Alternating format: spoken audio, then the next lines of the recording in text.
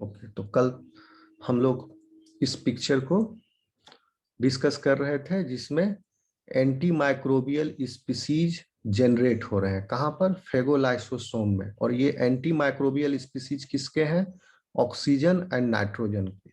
सो इनका नाम है reactive oxygen species and nitrogen का reactive nitrogen species. Short form is ROS/RNS, जिसमें ROS में super oxide anion, hydroxyl radical, hydrogen peroxide, hypochlorous acid, ये सब प्रोड्यूस हो रहा है। कहाँ पर? फेगोलाइसोसोम में। ठीक है। ये सब्सटेंसेस जो हैं, ये केमिकल्स जो हैं बहुत ही हार्मफुल हैं। These are highly toxic for the cell. Okay, so when micro are subjected to these type of agents, okay, deliberately, enzymatically, there is a mechanism for the production of reactive oxygen species in phagolysosome. Okay, यहां तक clear है आपको?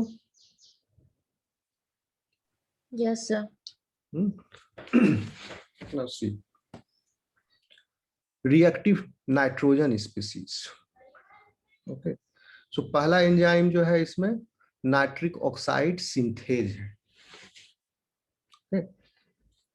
और आप सोचो कि if any mutation occurs in this gene और this gene, what will happen? Serious consequences will happen because of this, because there is no reactive oxygen species. So in phagolysosome, effective killing of bacteria, fungi and other parasites, particularly intracellular parasites जो है, intracellular parasite आपका virus भी है, और there are some special bacteria जैसे Mycobacterium tuberculosis, ये क्या है? इंट्रासेलुलर पैरासाइट है। ओके, मलेरिया का पैरासाइट क्या है? इंट्रासेलुलर है। ओके, तो ये कहाँ प्रोड्यूस होता है? कहाँ रहता है मलेरिया का पैरासाइट? आरबीसी के अंदर। और आरबीसी के अंदर फेगोलाइसोसोम बनेगा? नहीं बनेगा, क्योंकि आरबीसी मैक्रोफाज है ही नहीं। ओके, फेगोसाइटिक इनएक्शन नहीं है आरबीसी, डब्ल्यूबीसी ही फेगोसाइटिक इनएक्शन है। तो डब्ल्यूबीसी के फेगोलाइसोसोम में जनरेट होंगे reactive oxygen species and reactive nitrogen species. Okay, so क्या है कि फर्स्ट एंजाइम अगर एब्सेंट हो गया तो ना तो सुपर ऑक्साइड एनायन बनेगा, ना हाइड्रोजन पेरोक्साइड बनेगा। पूरा पाथवे, भले ही सुपर ऑक्साइड डिसम्यूटेज एक्टिव हो, ये इसका जीन ठीक हो, इसका जीन ठीक हो, लेकिन अगर ये जीन नॉक आउट हो गया, मान लिया कोई डिलीटीरियस म्यूटेशन हो गया and it is found in the population, deleterious mutation हो जाता है इसमें। Okay, so because of that the person suffers throughout its whole life, and the lifespan of that person is not long. It's a short span of life. And first enzyme इसका भी, reactive nitrogen species के production का भी, that is inducible nitric oxide synthesis, इसमें भी अगर डिलीटीरियस mutation हो गया या नॉकआउट कर दिए, and it has been seen in the mice model, इसको नॉकआउट करने के बाद क्या सिम्टम्स डेवलप हो रहे हैं, एंड वो देखा गया है कि they have become susceptible for fungal bacterial infections. ठीक है, नॉर्मल माउस में वो इन्फेक्शन नहीं हो रहा है, but that mouse is now getting easily infected after the knockout of this gene. तो नाइट्रिक ऑक्साइड सिंथेज और भी तरह के एंजाइम्स हैं। ठीक है, सो इन दिस जो फेगोलाइसोसोम है, इंड्यूसिबल नाइट्रिक ऑक्साइड सिंथेसिस क्या होता है? ट्रांसक्रिप्शन इसका, इसके जीन का, दैट टाइम इट इनिशिएट्स, और काफी ज्यादा मात्रा में मैसेंजर आरएनए बनता है। क्यों बना? पैम्प और पीआरआर के बाइंडिंग के फलस्वरूप। पैम्प और पीआरआर का बाइंडिंग हुआ तो many signal cascade pathway has started, so it is also one of them, this one. then the gene is expressed, and now many nitric oxide synthase enzymes will be transported into the phagolysosome. Okay, so क्या करता है ये nitric oxide? इसलिए इसको बोला short form में आइनोस बोलते हैं, इंड्यूसिबल नाइट्रिक ऑक्साइड सिंथेज, आइनोस। ये एन है, डब्ल्यू मत समझ, एन है। आइनोस। ओके, तो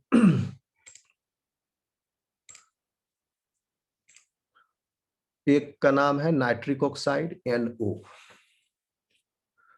another one is nitrogen dioxide NO2, third one is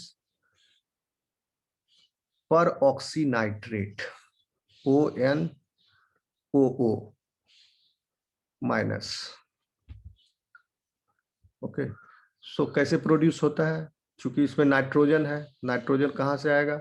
सो एक अमीनो एसिड सेक्रीफाइस हुआ, अमीनो ग्रुप इसका, उस अमीनो ग्रुप से नाइट्रोजन लिया जाएगा। तो arginine is an amino acid. Okay, citrulline इसका एक डेरिवेटिव है।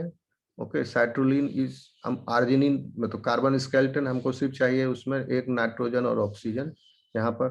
तो साइट्रोलिन जो है वो बाहर आ गया as a reaction of this, citrulline भी प्रोड्यूस हुआ, फिर नाइट्रिक ऑक्साइड भी प्रोड्यूस हुआ। इसको इग्नोर कीजिए, ये चला गया मेटाबॉलिज्म पाथवे में और भी कहीं इस्तेमाल होने। फिर नाइट्रिक ऑक्साइड जो है, जो it will give rise to peroxynitrate when it combines with superoxide anion NO plus O2 minus will give rise to peroxynitrate. This is very toxic, सब टॉक्सिक है, बहुत ही टॉक्सिक है। ये भी टॉक्सिक है, नाइट्रिक ऑक्साइड भी टॉक्सिक है। और इसी प्रक्रिया में there are many reactions over, बहुत सारा प्रोसेसेज है इसमें, इसलिए एक लाइन से दिखा दिए हैं। इसमें क्या हो रहा है, पेरोक्सीनाइट्रेट का भी प्रोडक्शन हो रहा है नाइट्रिक ऑक्साइड से, और नाइट्रोसोथायोल्स भी हो रहा है प्रोड्यूस, नाइट्रोसोथायोल्स। जान लो अभी सिर्फ इसका कि इसमें एक एलिफेटिक R ग्रुप होता है and there is one thiol है, तो सल्फर भी है और नाइट्रो ग्रुप भी है इसमें। तो and this is also toxic, but क्या होता है, nitrosothiols is utilized in other pathway also for the production of inflammation में इसका रोल है, for the production of vasodilators, तो इसका और भी रोल है। And finally nitrogen dioxide NO2, and this also is very toxic. Okay, so this is in simple है, 3 तरह का है, नाम याद रख लो। एक पहला एंजाइम का नाम जरूर याद रखो, इंड्यूसिबल नाइट्रिक ऑक्साइड सिंथेज, और इसमें ये तीनों एंजाइम का नाम समझ में आया? आगे बढ़े। Yes sir. Yes sir.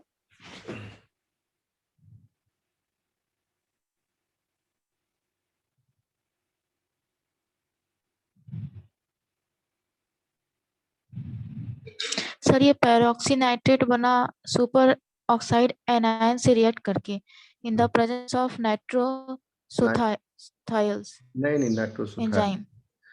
नहीं, एंजाइम थोड़े है, दिस इज ए कंपाउंड नाइट्रोसोथायोल्स। अभी आप लोग अच्छा, बायोकेमिस्ट्री कंपाउंड पढ़े ना, जब नया नाम आप सुनोगे तो नाइट्रोसोथायोल्स जो है ये अलग तरह का कंपाउंड है, इसका अदर रोल्स भी है।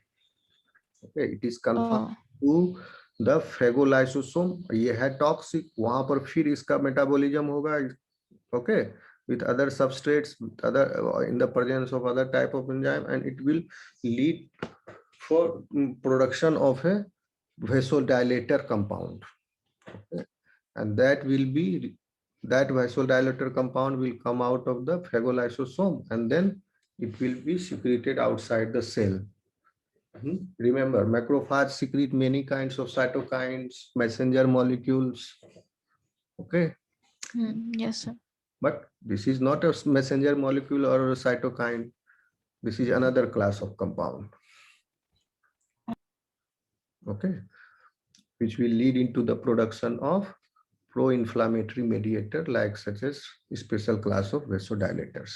So उतना डिटेल में जाने की आवश्यकता नहीं है, ये जान लीजिए एस नाइट्रोसिथोल्स तो डिराइव हो रहा है नाइट्रिक ऑक्साइड से ही, इसका one of the important substrate is nitric oxide, और इसी नाइट्रिक ऑक्साइड से 3 चीज बन रहा है, पेरोक्सीनाइट्रेट भी बन रहा है, नाइट्रोसिथायोल्स भी बन रहा है, नाइट्रोजन डाइऑक्साइड भी बन रहा है नाइट्रिक ऑक्साइड से। नाइट्रिक ऑक्साइड जब सुपर ऑक्साइड एनायन के साथ कंबाइन किया, देन पेरोक्सीनाइट्रेट प्रोड्यूस हुआ।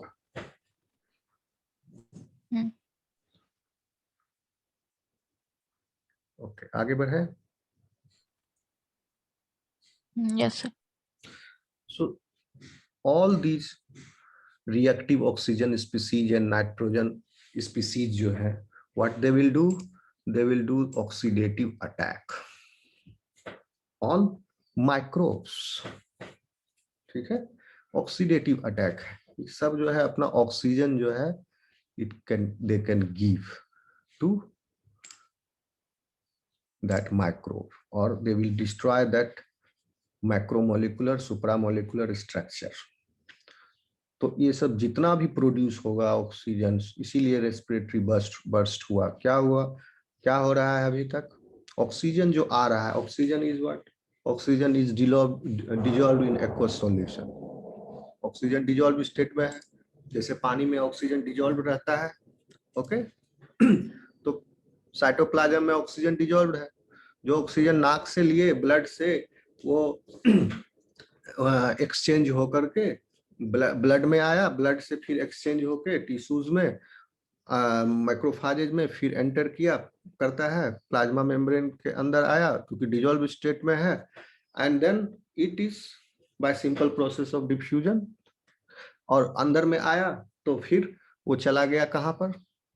चूंकि डिमांड सब पूरा साइटोप्लाज्म, थिंक थोड़ा 3 डायमेंशनली सोचो, पूरे साइटोप्लाज्म में इवनली डिस्ट्रीब्यूटेड है अब oxygen.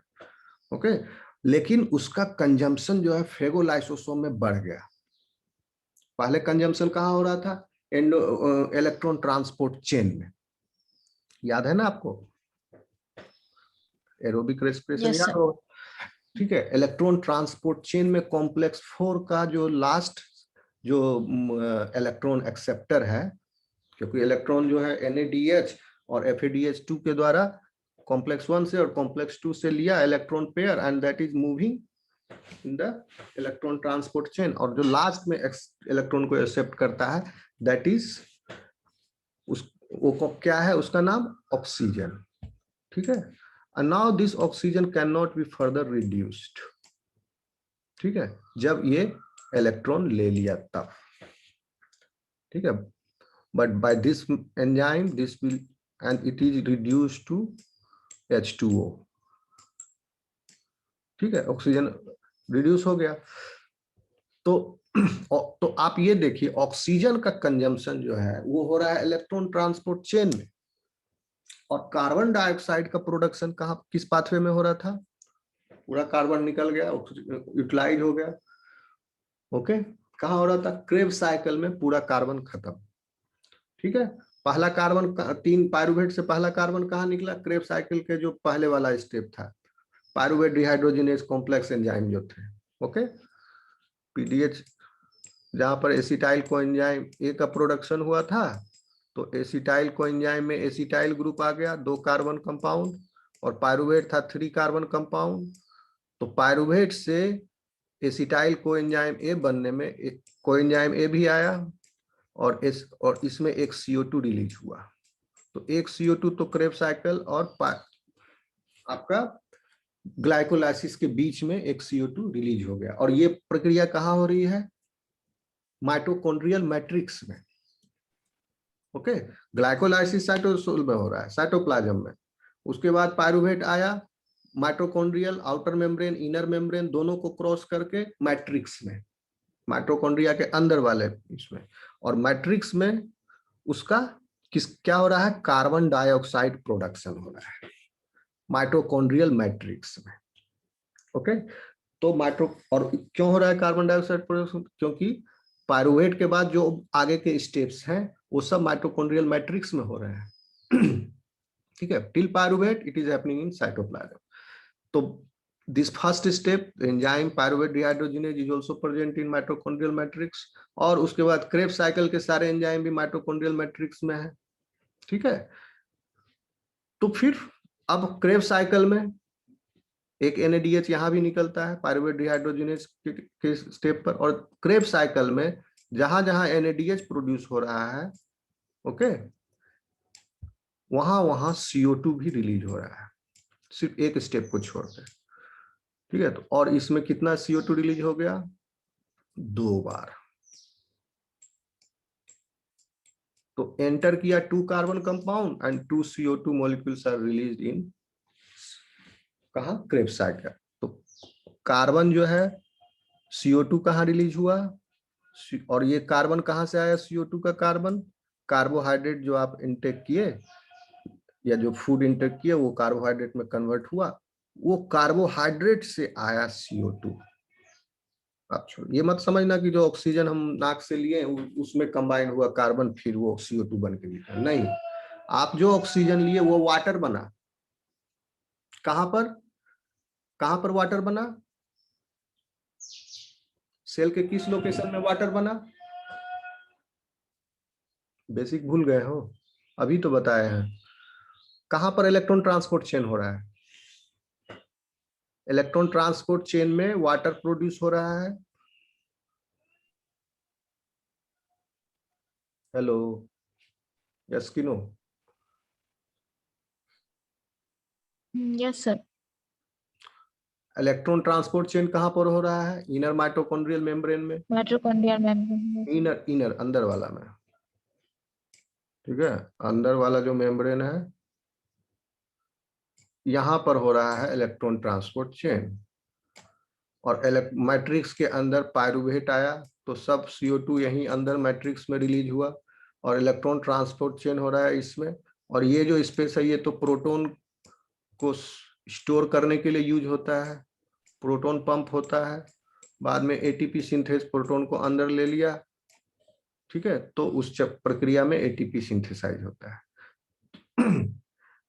Electron transport chain inner mitochondrial membrane पर हो रहा है। कॉम्प्लेक्स 4 जो है ऑक्सीजन यहाँ अंदर में आया तो मैट्रिक्स के अंदर वाटर का प्रोडक्शन हो रहा है इलेक्ट्रॉन ट्रांसपोर्ट चेन प्रक्रिया के अंत में।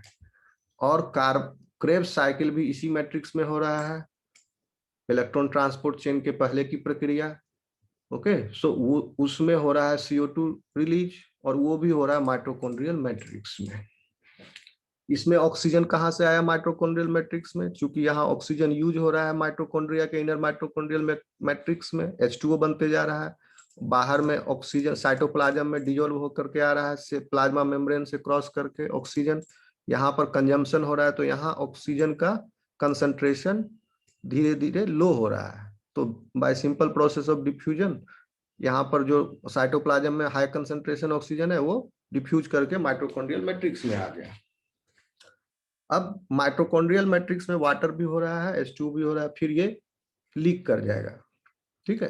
CO2 भी है क्योंकि CO2 का यहाँ प्रोडक्शन हो रहा है, बाहर तो रेस्पिरेशन से वो बाहर निकल रहा है CO2, तो बाहर CO2 का कंसंट्रेशन जो है कम होते जा रहा है, तो CO2 भी सिंपल डिफ्यूजन प्रोसेस से वो बाहर आ जाएगा। ओके, इतना हम क्यों बताए, इतना हम इसलिए बताए कि अब आप नहीं, हम कुछ सोचे थे भूल गए। ठीक है, ऑक्सीजन। तो ये ऑक्सीजन भी जो है रेस्पिरेटरी बर्थ से स्टार्ट हुआ था। तो अभी तक नॉर्मल सरकमस्टांस है, तो ऑक्सीजन का कंजम्पशन जो है फेगोलाइसोसोम में स्टॉप्ड है। फेगोलाइसोसोम बना ही नहीं है तो ऑक्सीजन कंजम्पशन क्या होगा, अभी नॉर्मल रेस्टिंग स्टेट है, सेल का नहीं फेगोसाइटोज किया है, फेगोसाइटिक एक्शन नहीं हो, तो इसमें भी ऑक्सीजन का जो कंजम्पशन है वो कहाँ हो रहा है, माइटोकॉन्ड्रिया के अंदर, इसके एरोबिक रेस्पिरेशन में। अब क्या हुआ कि अब डिमांड बढ़ गया, फेगोलाइसोसोम बन गया और वहां पर ये सब एंजाइम आ गए अंदर में, फेगोलाइसोसोम के अंदर, ठीक है। अब ये फेगोलाइसोसोम जब बन गया तो ऑक्सीजन, ये एंजाइम आ गए बन के, एक्टिवेट होके आ गए, तो ये एंजाइम क्या करेंगे, अपना काम करेंगे और ऑक्सीजन को कंज्यूम करेंगे। तो फेगोलाइसोसोम के अंदर भी ऑक्सीजन का कंसंट्रेशन है क्योंकि साइटोप्लाज्म में डिफ्यूज होकर इसमें भी आया, ठीक है। लेकिन यहाँ कंजम्पशन हो नहीं रहा था, माइटोकॉन्ड्रिया के अंदर कंजम्पशन ऑक्सीजन का हो रहा है, इसलिए वहां पर कंटिन्यूअस इनपुट है, कंटिन्यूअस वहां पर इनवर्ड मूवमेंट होते जा रहा है ऑक्सीजन का, क्योंकि वहां खपत हो रहा है, यहाँ पर खपत नहीं हो रहा था, बना ही नहीं था, ठीक है। तो अब यहाँ पर इसकी भी खपत होगी, ठीक है। फेगोलाइसोसोम एंजाइम आ गया, अब ऑक्सीजन का खपत हो, अब यहाँ जब खपत होगा तो इसको पूरा नहीं पड़ेगा माइटोकॉन्ड्रिया को सप्लाई जो है, इट विल बी रिड्यूस्ड। और यहाँ बहुत ज्यादा मात्रा में खपत हो रहा है, जितना ऑक्सीजन यहाँ पर वाटर में कन्वर्ट नहीं हो रहा है एरोबिक रेस्पिरेशन में, क्योंकि एक लंबा प्रक्रिया के बाद एक पेयर ऑफ इलेक्ट्रॉन एक ऑक्सीजन मॉलिक्यूल को गया, और यहाँ क्या हो रहा है, बहुत सारा तुरंत तुरंत in one step process it is getting produced. उसके बाद जो रिएक्टेंट उससे फिर फर्दर और भी अलग अलग तरह के रिएक्टिव ऑक्सीजन स्पीसीज बन रहे हैं। फिर रिएक्टिव यहाँ नाइट्रोजन स्पीसीज बनने में भी ऑक्सीजन का कंजम्पशन नहीं, यहाँ पर ऑक्सीजन का कंजम्पशन नहीं, ऑक्सीजन कंजम्पशन सिर्फ यहाँ पर। यहाँ पर जो ऑक्सीजन आया that is derived from the existing amino acid. Okay,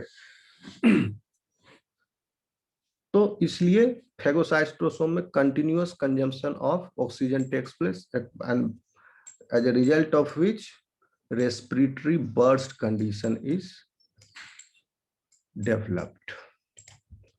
and in this आपका क्या हुआ,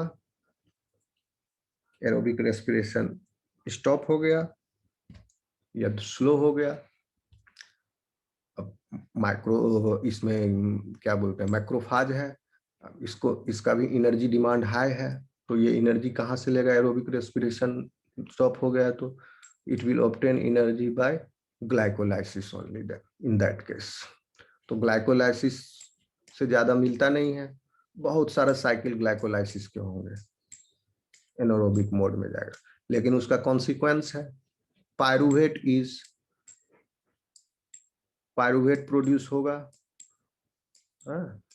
और पायरुवेट जो है सेल के लिए ज्यादा मात्रा में रखना ठीक नहीं है। पायरुवेट कार्बोहाइड्रेट नहीं है, 3 कार्बन कंपाउंड है, but this is not a carbohydrate. इसमें कोई आपका एल्डिहाइड ग्रुप या कीटोन ग्रुप भी नहीं है।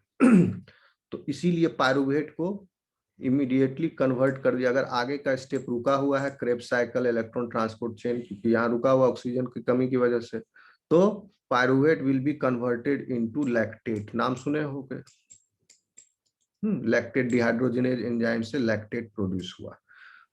तो इस प्रक्रिया में एक क्या होता है, NADH जो है रिड्यूस्ड फॉर्म, जो ग्लाइकोलाइसिस में मिला NADH, वो NADH ऑक्सीडाइज होके NAD+ बन जाता है। तो यही NAD+ फिर ग्लाइकोलाइसिस में काम होता है। नहीं तो अगर पायरुवेट पर ही रुक जाएगा,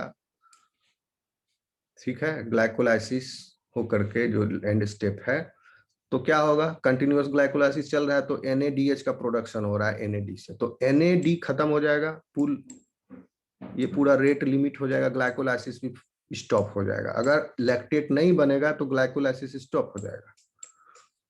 NAD+ जनरेट हो रहा है सॉरी, NAD+ से NADH बन रहा था ग्लाइकोलाइसिस में, तो ग्लाइकोलाइसिस के पाथवे के लिए NAD+ इज रिक्वायर्ड, ठीक है। और ग्लाइकोलाइसिस का बहुत सारा सेल के अंदर NAD का जो पूल है वो कोई अनलिमिटेड पूल थोड़े है, वो यूज हो गया NAD, अब सारे NAD+ NADH में कन्वर्ट हो गए, तो अब NADH जो है अब पायरुवेट प्रोडक्शन रुक जाएगा यहाँ पर ग्लाइकोलाइसिस, क्योंकि NAD+ उपलब्ध नहीं है सबस्ट्रेट, ठीक है। तो इसीलिए लैक्टेट बनता है पायरुवेट से, एंजाइम है लैक्टेट डिहाइड्रोजिनेज, उसमें क्या होता है कि NADH जो है वो कन्वर्ट हो जाता है NAD+ में, और वहां से NAD+ जो है फिर ग्लाइकोलाइसिस में वो चैनलाइज हो जाता है, तो इसलिए इसको मिल गया सबस्ट्रेट। ग्लाइकोलाइसिस इसीलिए कंटिन्यूअसली चलते रहेगा जब तक लैक्टेट बन रहा है। ओके, तो ठीक है ना।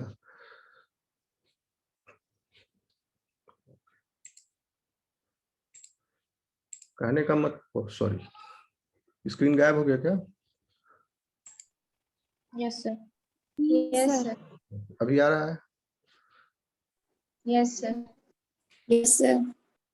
ठीक है, तो यही ऑक्सीडेटिव, अब देखिए ये इसीलिए इसको पूरे को बोलते हैं ऑक्सीडेटिव अटैक। ये ऑक्सीडेटिव अटैक कौन करेगा, ये this is not oxidative attack, ये तो इसका प्रोडक्शन है, हो रहा है। प्रोडक्शन होने के बाद ये जो रिएक्टिव स्पीसीज हैं ऑक्सीजन के और नाइट्रोजन के, they will do oxidative attack on microbes जो इंटरनलाइज कर लिए गए।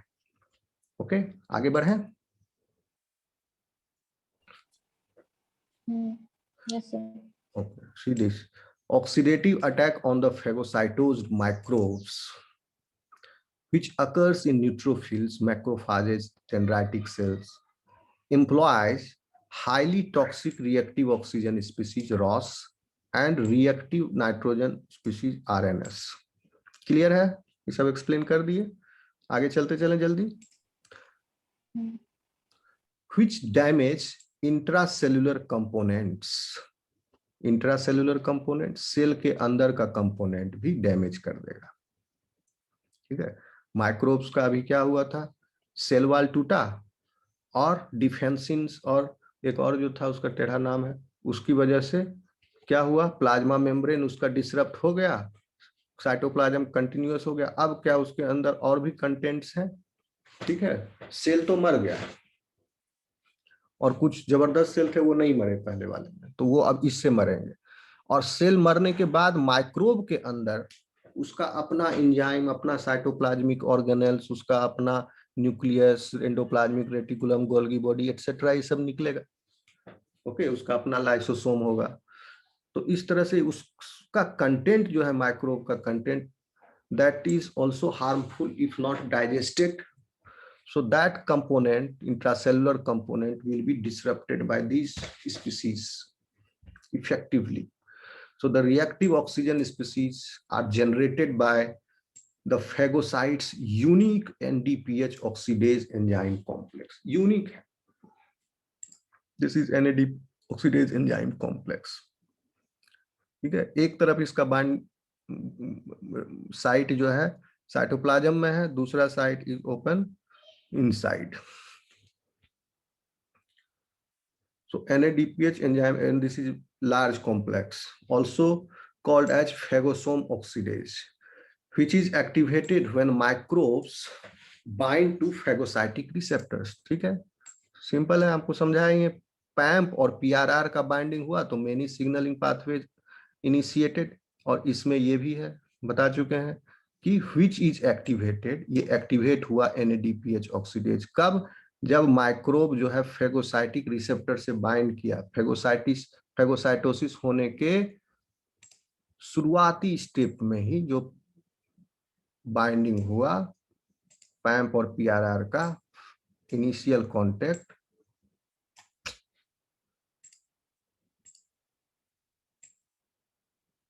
इसी समय पर जो बाइंडिंग हुआ पैम्प और PRR का, इससे सिग्नलिंग मिला कि आ गया है, अब pathways, other pathways will be activated. तो उसी में NADPH ऑक्सीडेज जो है एक्टिवेट कर दिया गया.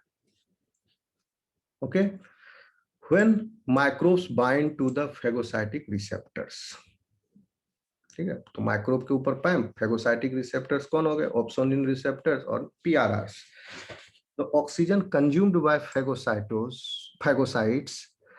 to support ROS production and NADPH oxidase, ROS production by NADPH oxidase is provided by a metabolic process known as respiratory burst, during which oxygen uptake by the cell increases several fold, okay, to meet the demand of phagosome.